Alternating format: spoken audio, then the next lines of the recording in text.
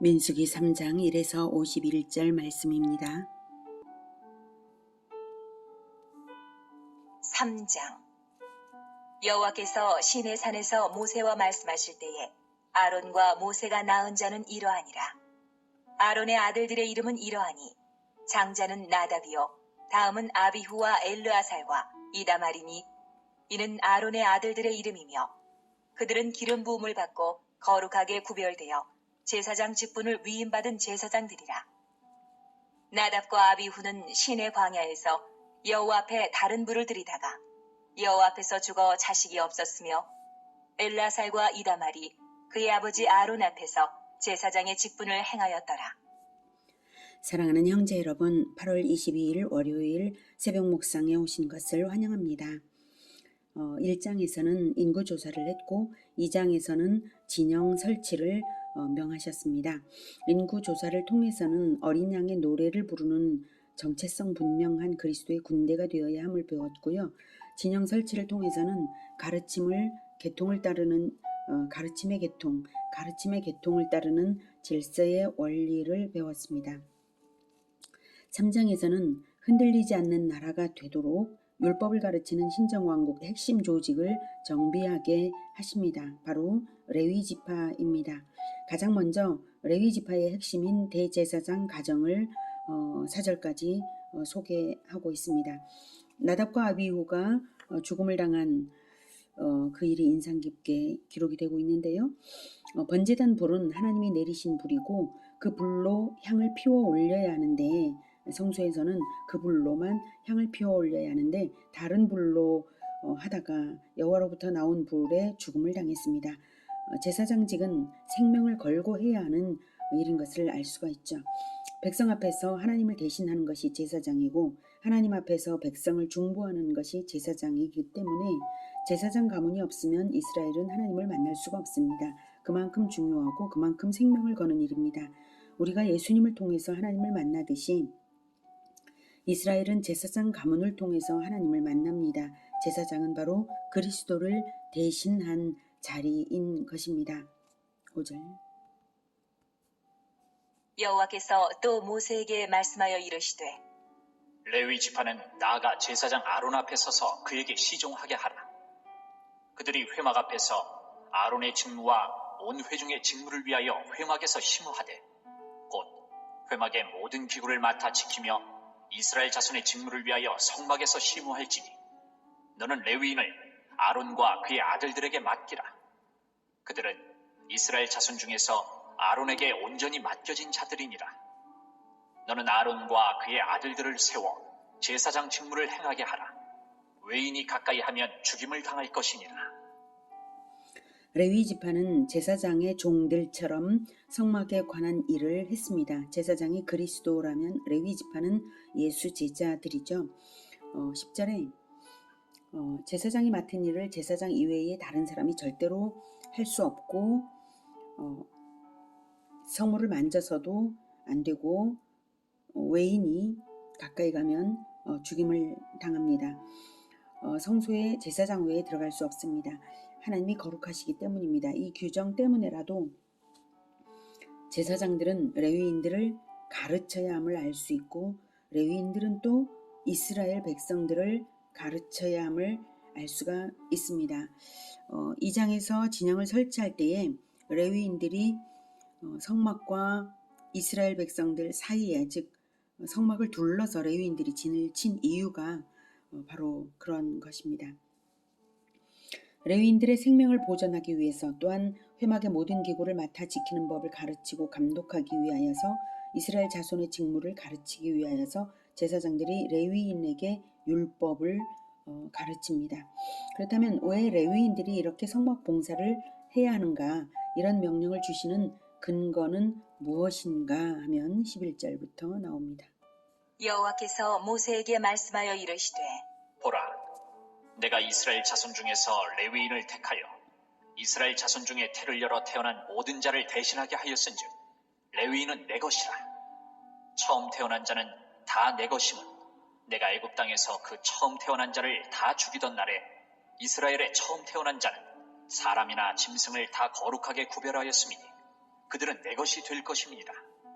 나는 여호와이니라. 이스라엘의 장자 대신 레위인으로 대속하라는 것입니다. 애굽에서 해방될 때에 장자 재앙에서 이스라엘의 장자들은 살려주셨죠. 그랬기에 하나님께서 모든 처음 태어난 자는 다 내 것이라고 주장하고 계십니다. 이스라엘이 하나님의 주장을 결코 거부할 수가 없죠. 분명히 자기들의 맏아들들이 살아있는 것이 분명하고 애굽의 모든 맏아들들이 죽는 것을 보고 나왔으니까요. 가축들은 초태생을 다 제물로 드렸습니다. 나귀는 제물용이 못 되니까 어린 양으로 대속했습니다. 그런데 사람은 사람으로 대속해야 해서 레위인을 받으시겠다는 것입니다. 그래서 레위인은 하나님의 것이라고 주장하시는 것은 레위인을 성막봉사자로 하시겠다는 것입니다. 대속은 원래 생명을 살린 것이니까 생명을 드리는 것이죠. 그런데 그래서 평생을 성막봉사자로 레위인들이 헌신하는 것입니다. 이스라엘의 장자가 살아날 수 있었던 것은 사실 예수님의 십자가 대속의 죽음 때문입니다. 예수님과 하나님 사이에 언약이 있었고 예수님의 죽음을 전제로 해서 그리스도의 죽음을 전제로 해서 믿는 자들을 구원하신 것입니다.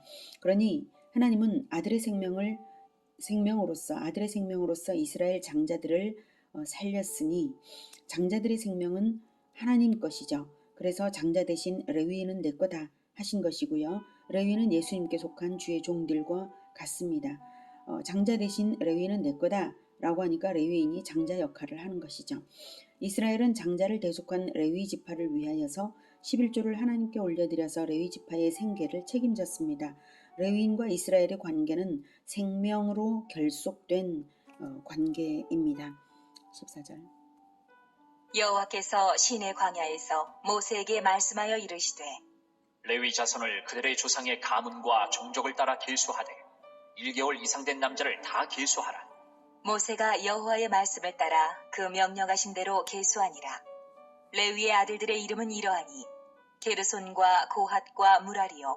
게르손의 아들들의 이름은 그들의 종족대로 이러하니 립니와 시므이요. 고핫의 아들들은 그들의 종족대로 이러하니 아므람과 이스알과 헤브론과 우시엘이요. 무라리의 아들들은 그들의 종족대로 말리와 무시이니 이는 그의 종족대로 된 레위인의 조상의 가문들이라. 게르손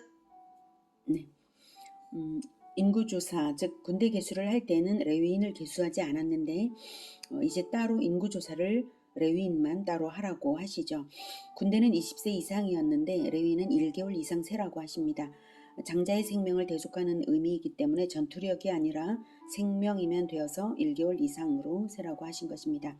그리고 레위인의 가문은 게르손, 고핫, 무라리 세 가문입니다. 여기 고핫의 아들들의 아므람이 있죠. 모세와 아론의 아버지 아므람입니다. 그래서 모세와 아론은 바로 레위 지파 중에서도 고핫 가문이라는 것이 확인이 되고 있습니다. 21절. 에게서는 림니 종족과 시므이 종족이 났으니 이들이 곧 게르손의 조상의 가문들이라.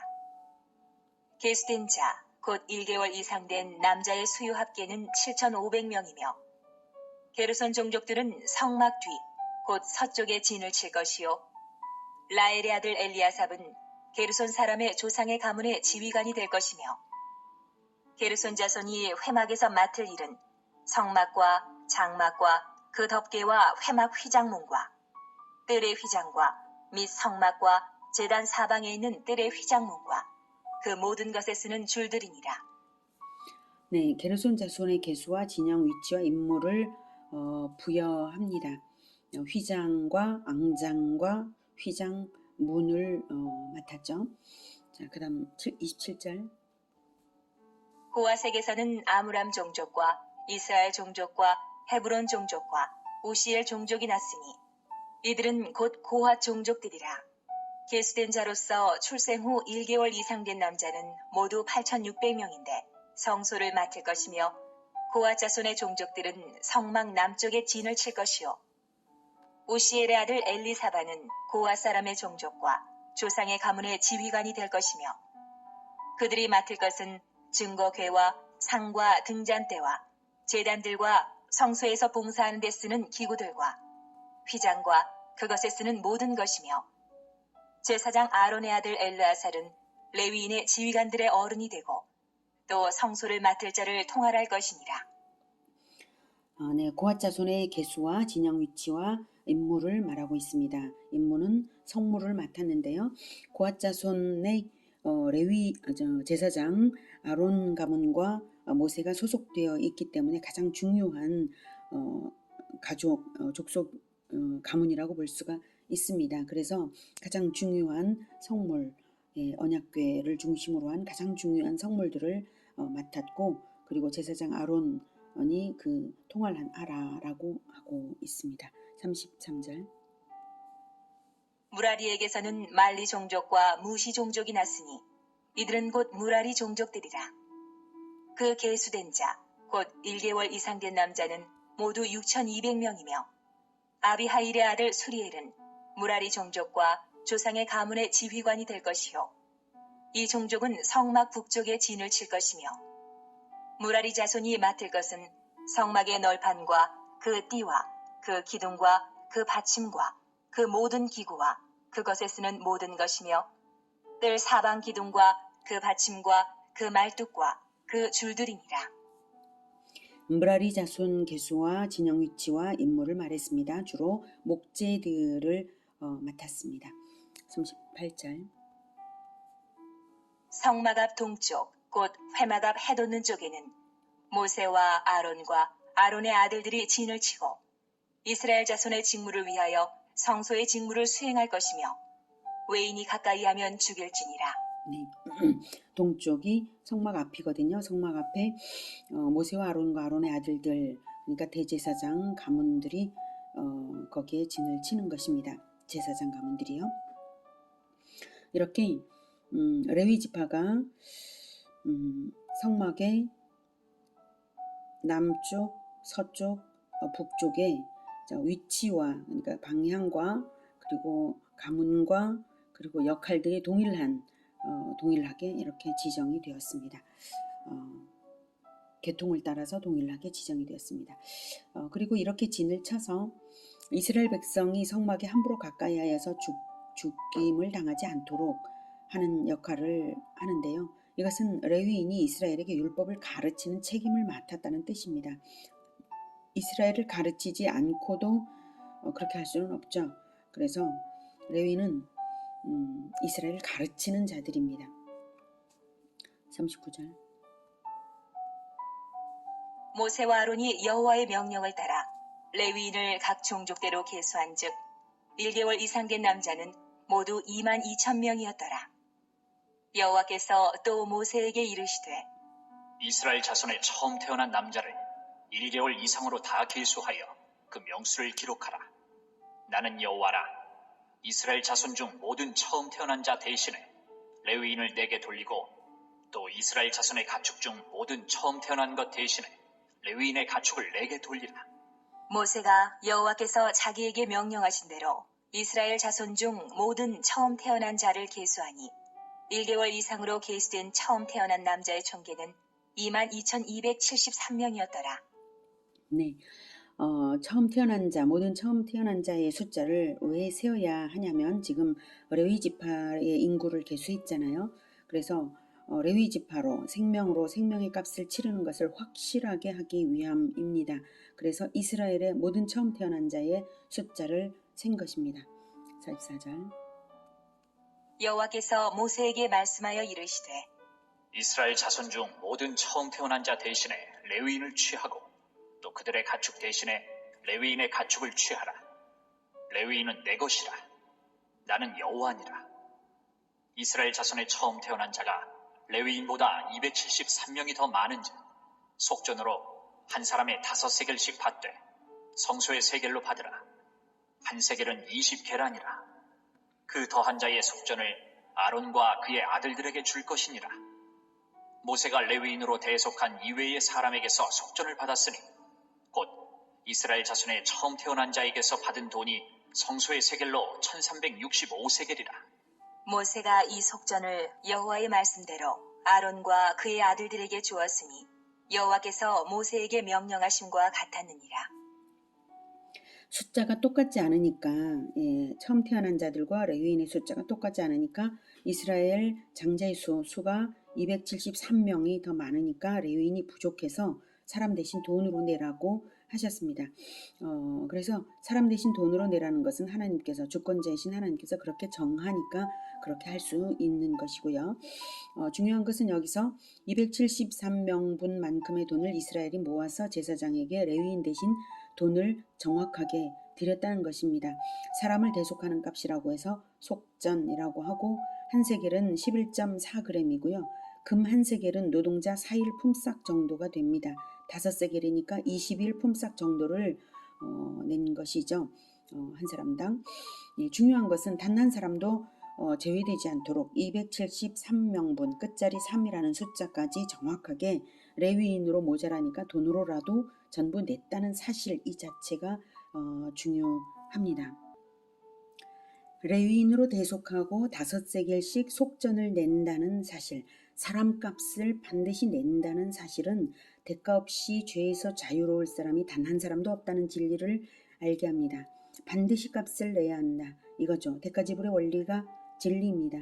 그리고 모든 처음 태어난 자 대신 레위인으로 드렸으니까 사람은 사람으로 드렸으니까 사람은 사람으로 대가 치러야 한다는 원칙이 나타납니다. 즉 같은 값으로 내야 한다. 등가 교환의 법칙이죠. 돈으로 낼 수 있는 이유는 하나님께서 그렇게 하도록 허락하셨기 때문이고요. 원칙은 사람으로 사람을 낸다 이겁니다. 제사제도에서는 사람 대신 흠없는 짐승을 잡아 올리지만 그것은 기념물일 뿐이에요. 진짜 생명을 죽여서 피를 흘리는 것에 초점을 두시려고 죽이기 때문에 짐승으로 잡아 올리는 것입니다. 기념물입니다. 진짜는 사람의 대가는 사람이라는 것이죠. 이에는 이, 눈에는 눈, 생명에는 생명으로, 생명에는 생명으로 치르라는 재판 원리처럼 생명에는 생명으로, 사람에는 사람으로 대가집을 해야 한다는 것입니다. 그러니 사람을 얻으려면 이스라엘의 왕이 되고자 한다면 이스라엘 사람들을 대신해서 자기 생명을 내주는 그런 사람이어야 한다는 것을 알 수 있죠. 그러므로 역대의 왕들은 그리스도의 대리자로서 백성들을 자기 생명을 걸고 책임져 주는 자여야 하며 오실 그리스도를 기다리는 진정한 충성자여야 했습니다.